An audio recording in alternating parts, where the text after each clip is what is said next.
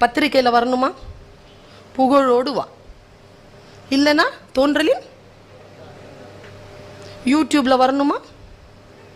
புகழோடு வா. இல்லைன்னா தோன்றலின் செல்ஃபி பிடிக்கிறியா? என்ன ஸ்கிரீன்ல தோன்றீங்களா? நீங்க யாரோட செல்ஃபி பிடிச்சிங்களோ அவங்க புகழோடு இருக்கிறாங்களா? நீங்க தோன்றலின் வைராக்கியத்தோட இருந்து தான் பார்ப்போமே. கொஞ்சம் கொஞ்சம் ஏன் தெரியுமா இதை சொல்றேன்? யாரையும் பார்க்குது வியக்காதீர்கள் என் தமிழ் உறவுகளை.